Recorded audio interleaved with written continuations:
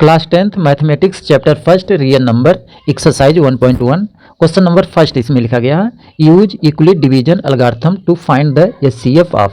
First condition में हमको find क्या करना है 135 एंड 225 का एचसीएफ फाइंड करना है, वो भी यूक्लिड डिवीजन एल्गोरिथम थ्योरम से फाइंड करना है। तो इसके लिए हम आइडेंटिटी जानते हैं,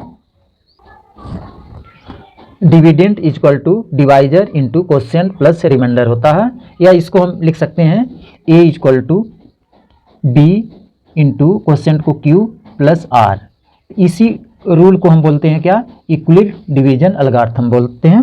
यहाँ जहाँ पर ये होता है, ये वैल्यू आर की वैल्यू होती है 0 less than are equal to R less than B, मतलब आर की वैल्यू 0 और बी के बिटवीन में होगी। तो हम ये जो गिवन क्वेश्चन में दिया गया है कंडीशन में फर्स्ट 135 एंड 225, तो इसमें हम लेंगे वैल्यू जो ग्रेटेस्ट वैल्यू है उसको ए लेंगे। तो मतलब यहाँ से हम वैल्यू ए की ले लेते हैं, ए ग्रेटेस्ट नंबर है 225, तो ए को 225 लेंगे और बी को जो है 135।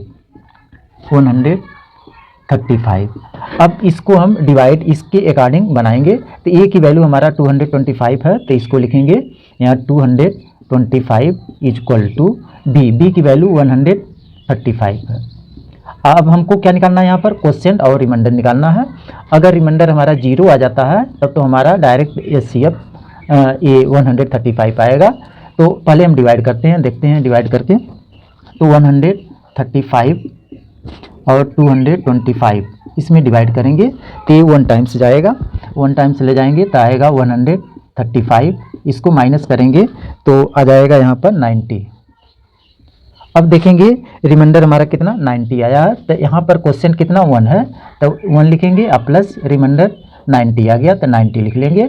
लेकिन तो अभी आर की वैल्यू हमारी 0 नहीं आई है, ये कब तक सॉल्व करते जाएंगे जब तक आर की वैल्यू यहाँ रिमाइंडर 0 न आए। तो इस केस में फिर से यही काम हम रिपीट करेंगे।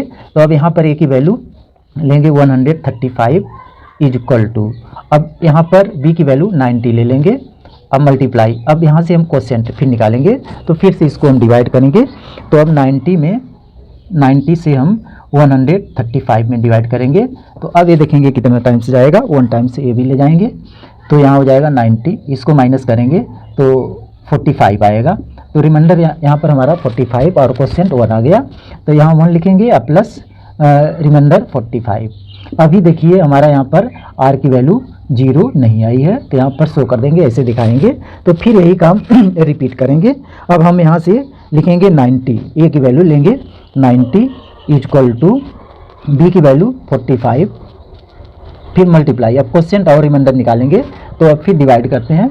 तो यहाँ पर 45 में 90 से डिवाइड करेंगे तो ये 2 टाइम्स ले जाएंगे, तो 2 टाइम्स में ये 90 आएगा, तो ये पूरा रिमाइंडर हमारा यहाँ 0 आ गया। तो यहाँ पर अब लिखा जाएगा 45 और क्वोशिएंट 2 आया है और प्लस रिमाइंडर 0 आ गया। तो इस केस में हमारा जो है आर की वैल्यू रिमाइंडर क्या आ गई 0 आ गई। तो इस केस में अब एचसीएफ हो जाएगा, तो यहाँ लिखेंगे एचसीएफ, ये जो टर्म बी का वैल्यू आया है यही एचसीएफ होगा, तो एचसीएफ 45 आएगा। तो इस टाइप में हम क्वेश्चन को सॉल्व करेंगे। मेन ये कंडीशन आप याद रखिएगा। अब इसी टाइम में सेकेंड पार्ट में दिया गया है, देखिए सेकेंड पार्ट में दिया गया है 196 एंड 38,220 दिया गया है, इसका हमको एचसीएफ निकालना है। तो हम ये कंडीशन फार्मूला जानते हैं, dividend is equal to divisor multiply quotient plus remainder. तो यहाँ से हम पहले देखेंगे ग्रेटेस्ट नंबर इसमें कौन सा वैल्यू है, तो इसको ले लेंगे A is equal to divisor को बी लेंगे, क्वोशिएंट को क्यू प्लस आर। और कंडीशन हम जानते हैं ये 0 से less than are equal to R less than B होता है, एक कंडीशन होता है। कहने मतलब एचसीएफ कब आएगा, जब तक आर की वैल्यू 0 नहीं आ जाती है। तो यहाँ से सबसे ग्रेटेस्ट नंबर देखेंगे हमारा 38,000 है, तो यहाँ से ए की वैल्यू इसको ले लेंगे, ए इज इक्वल टू 38,220 और बी की वैल्यू लेंगे जो स्मॉलेस्ट नंबर है 196 ले लेंगे। अब एक केस में इस फार्मूले में रखेंगे यूक्लिड डिवीजन एल्गोरिथम में। तो यहाँ ए की वैल्यू आई है 38,220 इज इक्वल टू बी की वैल्यू है 196। अब हम इसमें डिवाइड करते हैं, तो डिवाइड करेंगे तभी हमको क्वोशिएंट और रिमाइंडर पता होगा। तो डिवाइड करेंगे, यहाँ लिखेंगे 196 डिवाइड करते हैं 38,000 220 में। अब देखेंगे ये डिवाइड कितने टाइम्स ले जाएंगे, 1 टाइम्स ले जाएंगे, तो यहाँ पर 1 लिखेंगे और ये आएगा 196। अब इसको माइनस करेंगे यहाँ से, तो ये आ जाएगा 6, 8 और यहाँ पर बचेगा 1। अब डिवाइड नहीं हो पाएगा क्योंकि 196 है, ये 186 है, तो यहाँ से 2 लेंगे, उतारेंगे, तो अब 2 आ गया। अब ये ले जाएंगे हम 9 टाइम्स ले जाएंगे, तो 9 टाइम्स ले जाएंगे तो आ जाएगा 1764 आएगा। फिर इसको माइनस करेंगे तो 12 में से 4 निकलेगा, तो जो है हमारा यहाँ पर 8 आ जाएगा, और इसको माइनस करेंगे तो 9 बचेगा यहाँ पर। अब जो उसके बाद ये वाला 0 को हम यहाँ पर पेस्ट कर लेंगे। अब चेक करेंगे कितने टाइम्स ले जाएंगे, तो ये 5 टाइम्स ले जाएंगे, 5 टाइम्स में पूरा कैंसिल हो जाएगा, 980 आ जाएगा। तो अब एक रिमाइंडर हमारा यहाँ पर 0 आ गया।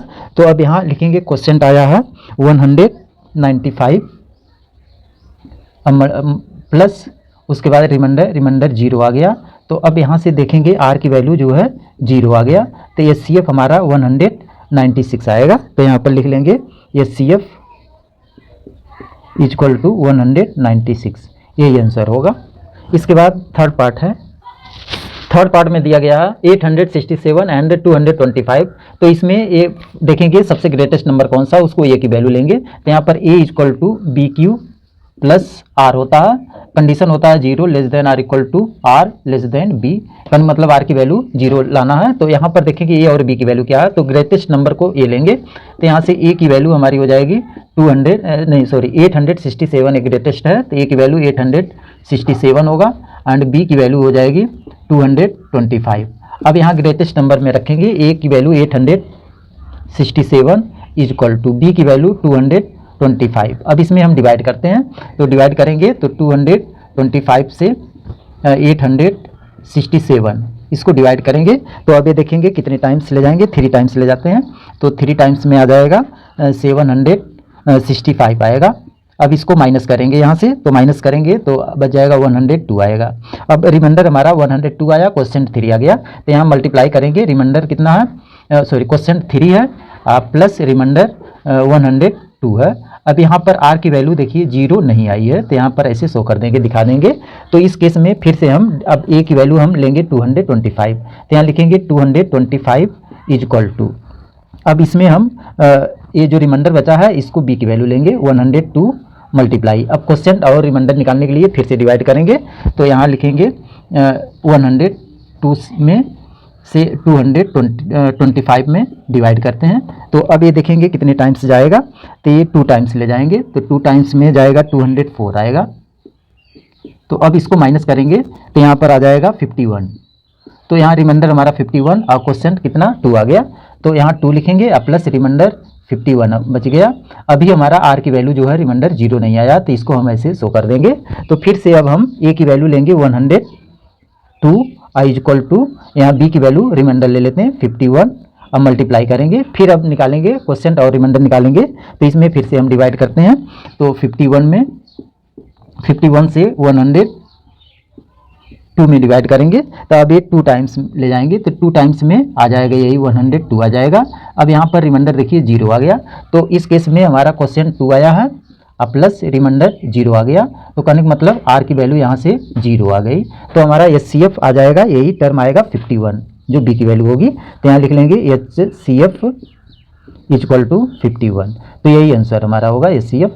तो इस टाइप आगे वीडियो देखने के लिए डिस्क्रिप्शन बॉक्स में देखेंगे तो सारी वीडियो मिल जाएगी।